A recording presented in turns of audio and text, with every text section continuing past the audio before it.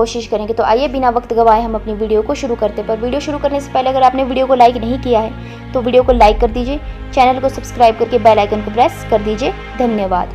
तो आइए हम अपनी वीडियो शुरू करते हैं। तो गुप्त साम्राज्य की नींव 3वीं शताब्दी के अंत दशक में तथा 4वीं शताब्दी की शुरुआत में इसका उत्थान हुआ।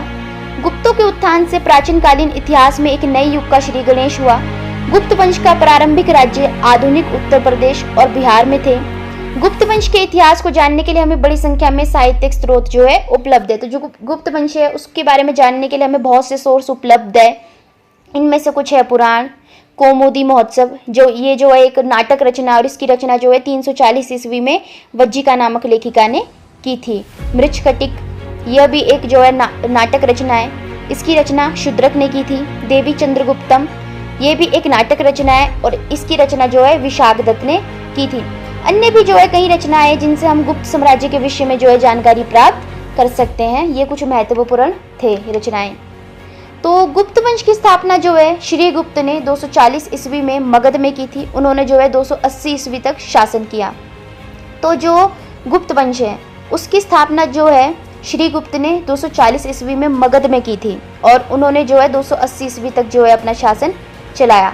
तो श्री गुप्त की मृत्यु के पश्चात उनके पुत्र घटोत्कच ने 280 ईस्वी से 319 ईस्वी तक शासन किया, किंतु ये दोनों ही राजा जो है अधीनस्थ शासक के रूप में कार्य कर रहे थे। तो जो श्री गुप्त की मृत्यु के पश्चात उनके पुत्र घटोत्कच ने 280 ईस्वी से 319 ईस्वी तक शासन किया, किंतु वो जो है अधीनस्थ राजा शासक के रूप में कार्य करते थे। अधीनस्थ शासक होता मतलब किसी बड़े राजा के अंडर काम करना, उस अधीनस्थ शासक के रूप में जो है वो कार्य करते थे और उन्होंने जो है महाराज की उपाधि धारण की थी। तो ये थी श्री गुप्त और घटोत्कच की कहानी। अब हम जो है इस वंश के महान शासक के बारे में जानेंगे, जिनको मतलब इस वंश का एक तरीके से संस्थापक भी कहा जाता है। तो वह है चंद्रगुप्त प्रथम। तो चंद्रगुप्त प्रथम गुप्त वंश के तीसरे किंतु प्रथम स्वतंत्र एवं शक्तिशाली शासक थे। मतलब जो श्रीगुप्त और घटोत्कच थे वो तो अधीनस्थ राजा के रूप में कार्य करते थे, लेकिन जो चंद्रगुप्त थे ये गुप्त वंश के प्रथम स्वतंत्र एवं शक्तिशाली शासक थे। तो चंद्रगुप्त प्रथम का जन्म पाटलिपुत्र जो वर्तमान बिहार में है उसमें हुआ था। उनके पिता घटोत्कच थे। चंद्रगुप्त प्रथम का राज्याभिषेक 319 से 320 ईस्वी में हुआ था और इसी समय के दौरान उन्होंने गुप्त संवत की शुरुआत भी की थी। तो सम्राट बनने के बाद उन्होंने लिच्छवी वंश की राजकुमारी कुमार देवी से विवाह किया। तो जब वे सम्राट बन गए, उनका राज्याभिषेक हो गया, तो उन्होंने लिच्छवी वंश की राजकुमारी से विवाह कर लिया था। तो लिच्छवी वंश का शासन जो है वैशाली जो वर्तमान बिहार में उसमें हुआ करता था, जिन्होंने लगभग 36 पीढ़ियों तक वहां शासन किया। तो जो लिच्छवी वंश था उसने जो है वैशाली जो वर्तमान बिहार में है उसमें जो है 36 पीढ़ियों तक उन्होंने वहां पे शासन किया।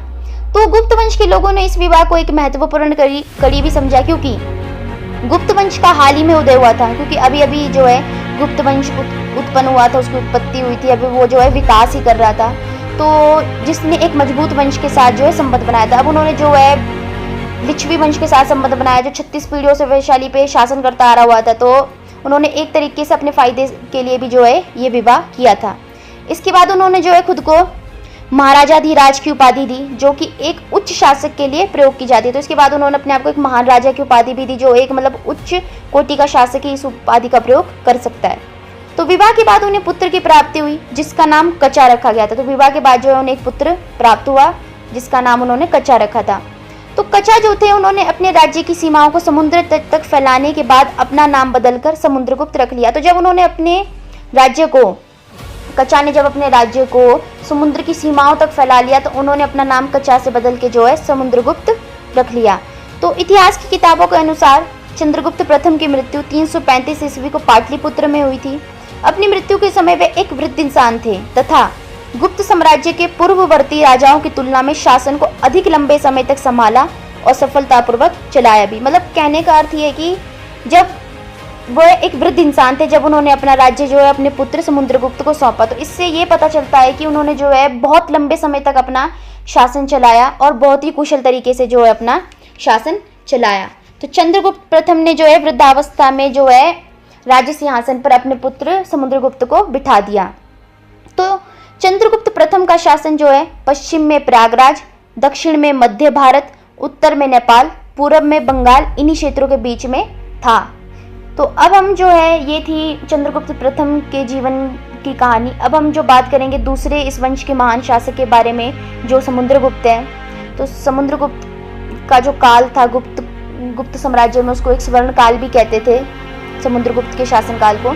तो समुद्रगुप्त भारत के महान शासकों में से एक थे। सम्राट समुद्रगुप्त का जन्म 335 ईस्वी में प्राचीन भारत के शहर इंद्रप्रस्थ में हुआ था। उनके पिता चंद्रगुप्त प्रथम तथा माता का नाम कुमार देवी था। उनका नाम कचा था, किंतु अपने राज्य को समुद्र तक फैलाने के बाद उन्होंने अपना नाम जो है समुद्रगुप्त रखा।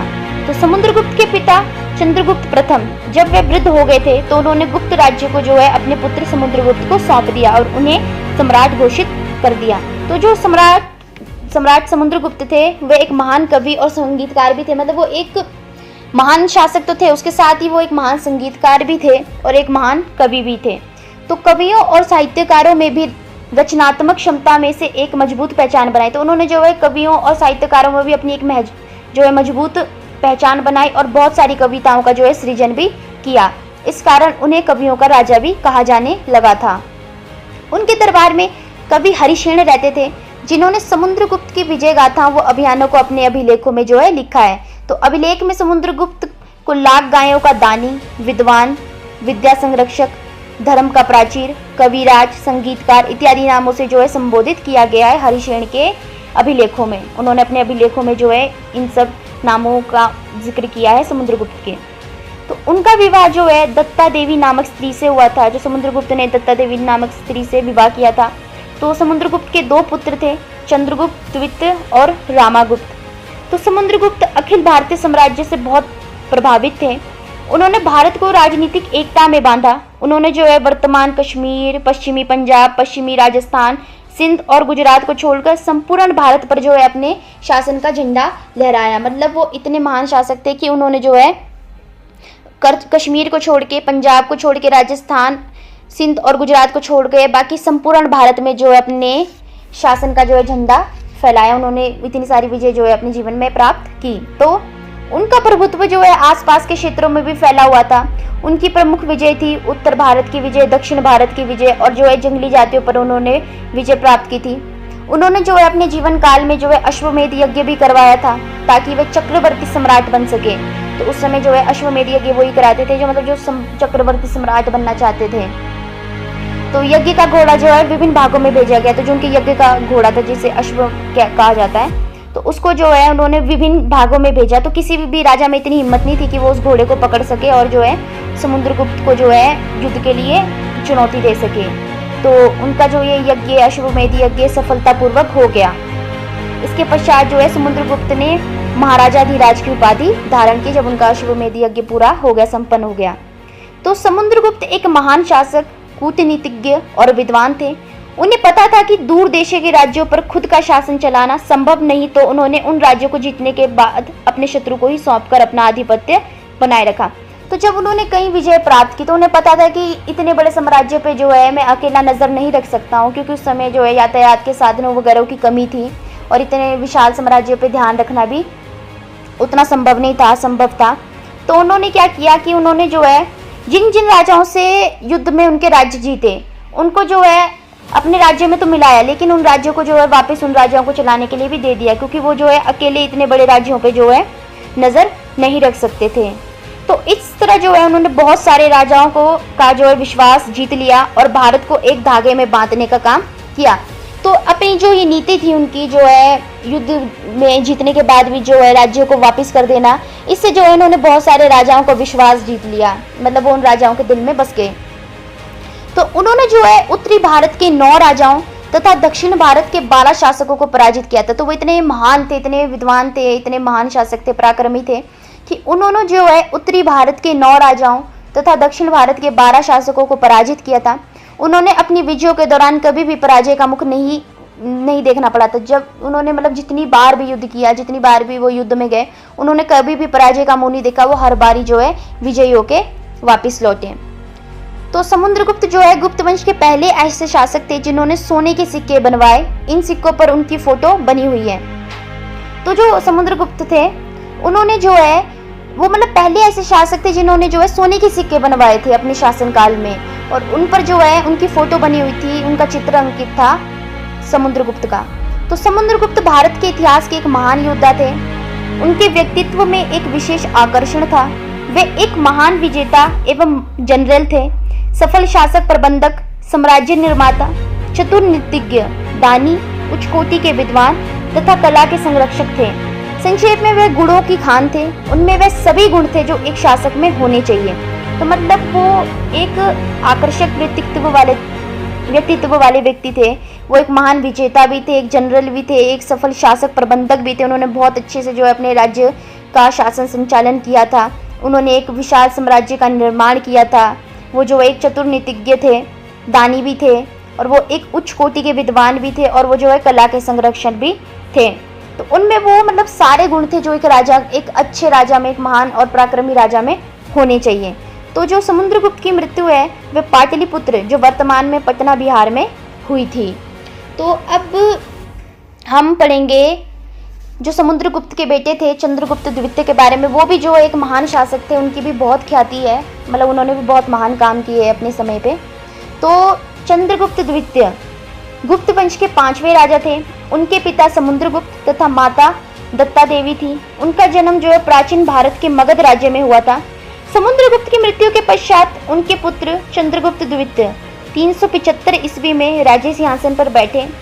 उनके शासनकाल में गुप्त साम्राज्य ने सीमाओं के विस्तार तथा सांस्कृतिक उन्नति दोनों क्षेत्रों में जो है अपने गौरव के शिखरों को छुआ। तो जब चंद्रगुप्त द्वितीय सिंहासन पर बैठे 375 ईस्वी में, तो उनके शासनकाल में जो है न केवल जो है सीमाओं का विस्तार हुआ, अपितु जो है सांस्कृतिक उन्नति भी हुई। तो चंद्रगुप्त द्वितीय ने वैवाहिक संबंध स्थापित करके अपनी स्थिति को सुदृढ़ किया। तो उन्होंने भी जो है वैवाहिक संबंध स्थापित करके जो है अपनी स्थिति को सुदृढ़ किया। उन्होंने स्वयं जो है नागराज की पुत्री कुबेर नाग से विवाह किया। इसके पश्चात उन्होंने अपनी पुत्री जो प्रभावती थी, उनकी पुत्री, उसका विवाह जो है वाकाटक शासक रुद्रसेन द्वितीय से किया। तो मतलब जो उनकी पुत्री थी उनका विवाह जो है उन्होंने वाकाटक शासक रुद्रसेन द्वितीय से किया। खुद उन्होंने जो है नागराज की पुत्री कुबेर नाग से विवाह किया, और उन्होंने जो है अपने पुत्र का विवाह कुंतल राजा की पुत्री से किया। इन वैवाहिक संबंधों के कारण उनका प्रभाव जो है दूर दूर तक फैला। तो उन्होंने जो है अपने प्रभाव को दूर दूर तक फैलाने के लिए, अपने साम्राज्य का और विस्तार करने के लिए जो है दूसरे राज्यों के साथ विवाह संबंध स्थापित किए। उन्होंने खुद भी एक नागराज की कन्या से विवाह किया, अपनी पुत्री का भी एक राजा के साथ विवाह किया, और जो है अपने पुत्र का भी एक राजा की पुत्री के साथ विवाह करवाया। तो चंद्रगुप्त द्वितीय की मुख्य विजय जो है मालवा, गुजरात और काठियावाड़ की थी। इन पर जो है शकों का शासन था उस समय, मतलब वो बाहरी लोग थे, अपने देश के लोग नहीं थे, तो उनका शासन था। इसलिए जो है चंद्रगुप्त द्वितीय ने 388 ईस्वी में शकों पर आक्रमण कर दिया। तो उन्होंने जो है अपने उन राज्यों को शकों से छुड़वाने के लिए जो है उन पर 388 ईस्वी में जो है आक्रमण कर दिया। तो इस युद्ध में जो है शकों का शासक रुद्र सिंह तृतीय मारे गए। यह विजय निसंदेह चंद्रगुप्त द्वितीय की एक महान सफलता थी। इसके कारण जो है पश्चिमी भारत में अनेक शताब्दियों से चला आ रहा विदेशी शासन जो है समाप्त हो गया, और उनकी ये जो ख्याति है दूर दूर तक फैल गई। और इस विजय के कारण जो है चंद्रगुप्त द्वितीय ने विक्रमादित्य और जो है शकारी अर्थात शकों का वध करने वाला की उपाधियां धारण की। तो जो चंद्रगुप्त द्वितीय थे उन्होंने जो है मालवा, गुजरात और काठियावाड़ पे जो है शकों से उनको मुक्त करवाया, उन राज्यों को, और अपने साम्राज्य में मिला लिया। और ये जो है उनके जीवन की एक महान विजय थी। इसमें जो है रुद्र सिंह तृतीय मारा गया, और इसकी वजह से जो है, इस महान विजय की वजह से जो है उन्होंने विक्रमादित्य की उपाधि जो है धारण की, और शकारी की उपाधि धारण की, अर्थात शकों का वध करने वाला। तो जो चंद्रगुप्त द्वितीय ने लगभग जो है 40 वर्षों तक शासन किया। तो जो चंद्रगुप्त द्वितीय थे उन्होंने जो है लगभग 40 वर्षों तक शासन किया।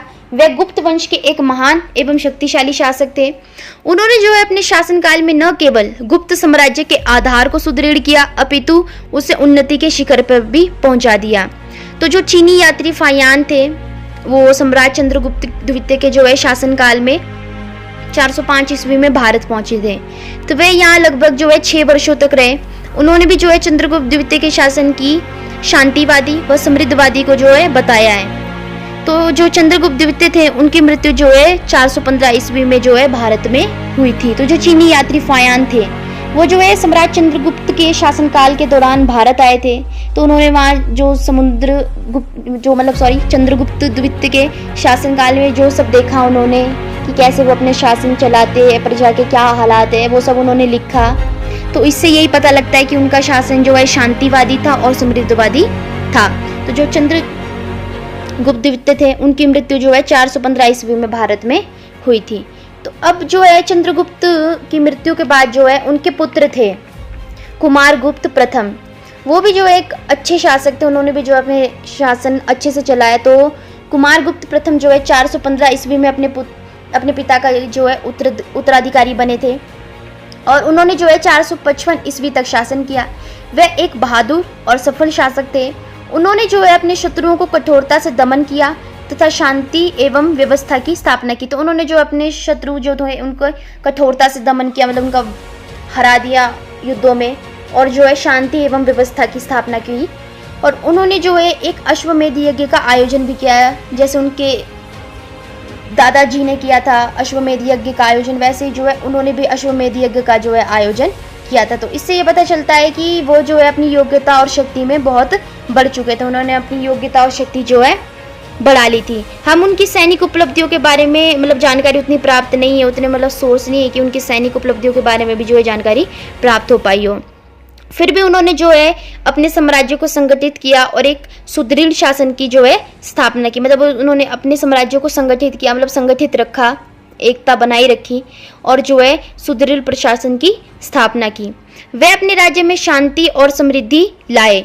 तो जो कुमारगुप्त थे वो जो है अपने शासनकाल में जो है समृद्धि और शांति लेके आए। उनके शासनकाल में मतलब प्रजा सुखी थी और जो हर तरफ शांति थी। तो उनके शासनकाल में थल तथा जल दोनों मार्गों का व्यापार प्रफुल्लित था, मतलब वो उस समय जो है बंदरगाहों के द्वारा भी व्यापार करते थे और जो है थल का व्यापार होता है, जमीनी व्यापार होता है, वो भी जो है दोनों मार्गों का जो व्यापार था वो बहुत प्रफुल्लित था, मतलब बहुत उन्नत था। तो उन्होंने जो है कला तथा साहित्य को भी संरक्षण प्रदान किया, मतलब वो भी जो है कला और साहित्य के प्रेमी थे, उन्होंने जो है कला और साहित्य को जो है संरक्षण प्रदान किया था। तो उन्होंने जो है विभिन्न प्रकार के सोने के सिक्के जारी किए। यद्यपि वे वैष्णव मत के अनुयायी थे, परंतु उन्होंने जो है सभी धर्मों के प्रति सहनशीलता की नीति अपनाई। उन्होंने जो है अपने शासनकाल में विभिन्न प्रकार के सोने के सिक्के जारी किए थे। वो भले ही जो है वैष्णव मत को मानते थे, लेकिन उन्होंने जो है सभी धर्मों के प्रति सहनशीलता की नीति अपनाई, मतलब सभी धर्मों को एक समान समझा और सभी धर्मों के साथ जो है एक समान का व्यवहार रखा। तो उनके शासनकाल के जो अंतिम वर्ष थे उसमें जो है पुष्यमित्र जो शुंग वंश का था, पुष्यमित्र तथा उन्होंने आक्रमण किए थे। जो राजकुमार स्कंदगुप्त की बहादुरी के कारण जो है ये संकट टल गया। तो जो स्कंदगुप्त थे वो जो है कुमारगुप्त के पुत्र थे, तो उन्होंने जो है जो पुष्यमित्र ने आक्रमण किया और जो हुणों ने आक्रमण किया उससे लड़ने के लिए जो है स्कंदगुप्त गए और उनके कारण जो है ये संकट टल गया। उन्होंने जो है न केवल इन आक्रमणों का सामना किया बल्कि उन्हें जो है कड़ी पराजय भी दी। तो मतलब जब हुणों और पुष्यमित्र ने उनके राज्यों पर आक्रमण किया तो उन्होंने जो है बड़ी बहादुरी से जो उनका सामना किया, उनके साथ युद्ध किया और उनको पराजय कर दिया। तो अब हम स्कंदगुप्त के बारे में पढ़ेंगे। तो जो कुमारगुप्त जो प्रथम की मृत्यु के पश्चात जो है उनका पुत्र स्कंदगुप्त सिंहासन पर बैठे। उन्होंने जो है 455 ईस्वी से 467 ईस्वी तक जो है शासन किया था। तो स्कंदगुप्त जब सिंहासन पर बैठे तब जो है माहौल शांतिपूर्ण नहीं था। तो मतलब जब स्कंदगुप्त शासन पर बैठे, उनका जब राज्याभिषेक हुआ तो मतलब जनता में जो है भगदड़ मची हुई थी, उतना शांतिपूर्ण माहौल नहीं था, मतलब एक तरफ से अराजकता फैली हुई थी, क्योंकि जो है उनके बड़े भाई पुरुगुप्त ने उन्हें चुनौती दी थी। मतलब जो उनके बड़े भाई थे पुरुगुप्त, वो भी जो है राजा बनना चाहते थे, लेकिन स्कंदगुप्त राजा बन के इस वजह से जो है उन्होंने जो है उनको चुनौती दी स्कंदगुप्त को। तो जो स्कंदगुप्त थे उनके साथ जो है शाही सेना थी, इस वजह से जो है पुरुगुप्त सरलता से पराजित हो गए। तो जो स्कंदगुप्त थे उनके साथ शाही सेना थी, इस वजह से जो जीत गए और जो पुरुगुप्त जो है वो सरलता से पराजित हो गए। तो स्कंदगुप्त ने जो है कई शासकों तथा प्रांतों के विद्रोही सरदारों के साथ युद्ध किया। उन्होंने जो है कई जो विद्रोह करते थे प्रांतों का, जो उनके शासन का विद्रोह करते थे उनके साथ जो उन्होंने युद्ध किए, वह उनका जो है कठोरता से दमन करने में भी सफल रहे। तो जो बर्बर हुण थे उन्होंने एक बार जो है फिर गुप्त शासकों पे जो है प्रभुसत्ता को चुनौती दी। तो उन्होंने एक बार फिर जो है युद्ध की चुनौती दी स्कंदगुप्त को, जो एक बार हुणों ने जो है दोबारा से गुप्त वंश पे जो है आक्रमण किया। तो इस समय जो संकट था, इस संकट के समय में जो है स्कंदगुप्त ने बड़ी बहादुरी से उनका सामना किया, हीणों का जो है उन्होंने दोबारा से सामना किया। तो उन्होंने जो है हीणों को ऐसी कड़ी पराजय दी कि वह आधी शताब्दी तक गुप्त साम्राज्य की ओर देखने का साहस ना कर सके। मतलब वो पहले तो स्कंदगुप्त से हारे, उन्होंने दोबारा चुनौती दी लड़ने की, तो वो दोबारा जो है स्कंदगुप्त से हारे, और इस बार उन्होंने जो है ऐसी पराजय मिली उनको स्कंदगुप्त के द्वारा जो है वो आधी शताब्दी तक जो है गुप्त साम्राज्य की ओर देखने का साहस नहीं कर सके। मतलब वो दोबारा आक्रमण करने का साहस नहीं कर सके। तो जो स्कंदगुप्त थे वो युद्ध और शांति दोनों में ही महान थे। वो युद्ध के लिए एक मतलब महान शासक थे, एक महान योद्धा थे, और शांति के लिए भी वो एक महान शासक थे। मतलब उनके राज्य में दोनों था। उनके जो आंतरिक और बाहरी दोनों प्रकार के व्यापारों को प्रोत्साहन दिया। उन्होंने जो है अपने आंतरिक व्यापार था और जो बाहरी व्यापार था, उन दोनों को जो है उन्होंने काफ़ी प्रोत्साहन दिया, और वो जो है काफ़ी फला फूला। उनका प्रशासन बहुत बढ़िया था। मतलब उनके राज्य में जो है जनता वगैरह सभी खुश थे। उन्होंने जो है सुदर्शन झील बांध की मुरम्मत करवाई, जिसका निर्माण जो है चंद्रगुप्त मौर्य के शासनकाल में किया गया था। तो जब मतलब मौर्य काल था, चंद्रगुप्त मौर्य का शासन था जब, तब से एक झील थी सुदर्शन झील। तो उन्होंने जो है वो झील तब से थी, और स्कंदगुप्त जब गुप्त वंश का शासन आया और स्कंदगुप्त आए तो उन्होंने जो है उस झील का, सुदर्शन झील की बांध की जो है मुरम्मत करवाई। तो उन्होंने जो है सभी धर्मों के प्रति धार्मिक सहनशीलता की नीति अपनाई। तो जो स्कंदगुप्त थे उन्होंने भी जो है सभी धर्मों के प्रति जो है सहनशीलता की नीति को अपनाया था। तो ये थी मतलब गुप्त वंश के जितने भी महान शासक थे उनके जीवन की जानकारी, कि उन्होंने किस प्रकार शासन चलाया, उनके राज्य में कैसा था, मतलब सब और शांति थी, सुखमय था। उनके जो है शासनकाल को स्वर्ण काल भी कहते हैं। तो फिर इसका पतन कैसे हुआ, गुप्त साम्राज्य का पतन, तो अब हम इसके बारे में बात करेंगे। तो जो गुप्त साम्राज्य था उसका पतन था, तो समुद्रगुप्त और जो चंद्रगुप्त द्वितीय थे उन्होंने जो है अपने अथक प्रयासों से एक गौरवपूर्ण साम्राज्य की स्थापना की थी। तो जो समुद्रगुप्त थे जो बहुत ही महान शासक थे, और जो चंद्रगुप्त द्वितीय थे वो भी एक बहुत महान शासक थे। तो उन्होंने जो है एक गौरवपूर्ण साम्राज्य की स्थापना की थी। उनके जो है शासनकाल को भारतीय इतिहास का जो है स्वर्ण युग कहा जाता है। इस महान साम्राज्य का पतन जो है 5वीं शताब्दी ईस्वी में आरंभ हो गया था, और जो है 6ठी शताब्दी ईस्वी में इसका अंत हो गया। तो जो इसका पतन होना शुरू हो गया था वो हो गया था 5वीं शताब्दी से शुरू, और इसका अंत जो है 6ठी शताब्दी ईस्वी तक जो है पूर्ण तरीके से हो चुका था। तो गुप्त साम्राज्य के पतन के लिए कई कारण उत्तरदायी थे। इन कारणों का संक्षिप्त वर्णन जो है वो है कि पहला तो था कि दुर्बल उत्तराधिकारी। तो जो गुप्त साम्राज्य के पतन का मुख्य कारण जो है स्कंदगुप्त के दुर्बल उत्तराधिकारी थे। मतलब स्कंदगुप्त तक तो सारे जो है महान शासक थे, लेकिन उनके बाद जो उनके उत्तराधिकारी आए वो निर्बल थे। वो जो है इन आक्रमणों का सामना ना कर सके, जो भारी आक्रमण हुए, इस वजह से जो है गुप्त वंश के शासन का जो है अंत हो गया। तो अब उनके भी जो है उत्तराधिकारी के संबंध में नियमों का ना होना, तो गुप्त काल में जो है उत्तराधिकारी के संबंध में कोई निश्चित नियम नहीं थे। इसलिए जो है सिंहासन की प्राप्ति के लिए प्राय जो है राजा की मृत्यु के पश्चात परस्पर लड़ाइयाँ आरंभ होती थी, क्योंकि एक राजा के कई पुत्र होते थे, तो उनमें जो है लड़ाइयाँ शुरू हो जाती थी राज्य के लिए। इस वजह से जो है जो भारी आक्रमण था वो उनसे जो है नहीं निपट पाते थे, और आंतरिक विद्रोह उत्पन्न हो जाते थे। तो इस वजह से ये वजह भी थी जो गुप्त साम्राज्य के पतन का कारण बनी। तो विशाल साम्राज्य, समुद्रगुप्त और जो चंद्रगुप्त द्वितीय हैं उन्होंने जो है एक विशाल साम्राज्य की स्थापना की थी। ये साम्राज्य इतना विशाल था कि इसे नियंत्रण में रखना बहुत कठिन था। इसका कारण ये था कि उस समय जो है यातायात के साधन उतने नहीं थे, मतलब बहुत कम यातायात के साधन उपलब्ध थे, इसलिए इतने बड़े साम्राज्य पे जो है नियंत्रण रखना आसान नहीं हो पाता था। और जो दूसरे कर्मचारी थे फिर वो भ्रष्टाचार करते थे जनता के साथ, इसलिए जो है ये कारण भी जो है गुप्त साम्राज्य के पतन का कारण बना। तो सेना की दुर्बलता, तो गुप्त काल ने जो है काफ़ी लंबे समय तक शांति रही। चंद्रगुप्त द्वितीय के पश्चात जो है काफ़ी समय तक सैनिकों ने किसी भी युद्ध में जो है भाग नहीं लिया, ना उन्हें किसी भी युद्ध में भाग लेने का अवसर मिला। तो इस कारण जो है गुप्त सैनिक शिथिल हो गए, मतलब उनमें जो है लड़ने की कला धीरे धीरे जो है जाती रही, उनमें उतनी लड़ने की कला नहीं रही। इसलिए जो है बाद में जब बाहरी आक्रमण हुए, विदेशी आक्रमण हुए, और जो भीतरी विद्रोह थे उनका वो दमन नहीं कर पाए। ये वजह भी जो थी गुप्त साम्राज्य के पतन का कारण बनी थी। तो ये कुछ वजह थी जो गुप्त साम्राज्य के पतन का कारण बनी थी। तो जो हुणों ने जो है भारत पर 455 ईस्वी पर आक्रमण किया, इस समय जो है भारत में गुप्त वंश का शासन था और शासक जो है कुमारगुप्त थे। तो उस समय से जो है वो हमला करते आ रहे थे हुण भारत पे, हुण जो थे। तो उसके बाद जो है स्कंदगुप्त से वो पराजित हुए, और जब वो स्कंदगुप्त से पराजित हुए तो वो आधी शताब्दी तक जो है भारत पर दोबारा आक्रमण करने का साहस नहीं कर सके। तो वो जो है अब किसी स्वर्ण अवसर की तलाश में थे कि मतलब हम कोई ऐसा स्वर्ण अवसर मिले जिससे हम दोबारा जो है अपना आधिपत्य स्थापित कर सके, गुप्त वंश को हरा सके। ये अवसर उन्हें तब मिला जब जो है स्कंदगुप्त की मृत्यु के पश्चात जो है उनके और उत्तराधिकारी आए, क्योंकि जो और उत्तराधिकारी थे स्कंदगुप्त के बाद वो सारे दुर्बल थे। तो इस वजह से जो हुण थे उनको ये स्वर्ण अवसर मिल गया जो है भारत पर पुनः आक्रमण करने का और अपना शासन जो है पुनः वहाँ पे जमाने का। तो जो हुण के नेता थे तोरमान, वो एक योग्य सेनापति थे। तो उन्होंने जो है उनके योग्य नेतृत्व में जो है भारत पर नियंत्रण आक्रमण करने आरंभ कर दिए हुणों ने। और ये आक्रमण जो है 500 ईस्वी के लगभग आरंभ किए गए। इन आक्रमणों के दौरान जो है शीघ्र ही तोरमान ने पंजाब, राजस्थान, कश्मीर और उत्तर प्रदेश के कुछ भागों पर जो है अपना अधिकार कर लिया था। तो 510 ईस्वी में उसने जो है गुप्त शासक भानुगुप्त के सेनापति गोपराज को एरन नामक स्थान पर कड़ी पराजय दी।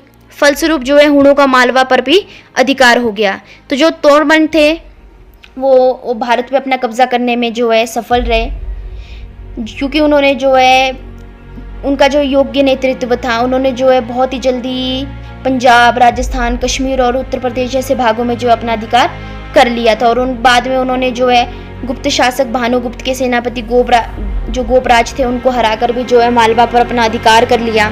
तो इसके बाद जो है तोरमान जो हुणों के नेतृत्वकारी थे, जिन्होंने उनकी सेना का नेतृत्व किया था, उन्होंने जो है बाद में महाराजा अधिराज की उपाधि धारण कर ली थी और उन्होंने जो बाद में हिंदू धर्म को भी अपना लिया। तो इस प्रकार जो है बाद में धीरे धीरे जो है हुणों ने आक्रमण करके, जब स्कंदगुप्त की मृत्यु हुई उसके बाद जो उनके उत्तराधिकारी आए उन पर आक्रमण करके उन्होंने जो है पूरे भारत पर अपना कब्जा कर लिया था। और इस प्रकार जो है गुप्त वंश जो था, गुप्त साम्राज्य जो था उसका शासन का अंत हो गया और गुप्त साम्राज्य का भी जो है अंत हो गया, विनाश हो गया। तो ये थी गुप्त साम्राज्य के पतन की कहानी। और ये जो वीडियो थी वो भारत के एक महान वंश के इतिहास के बारे में थी।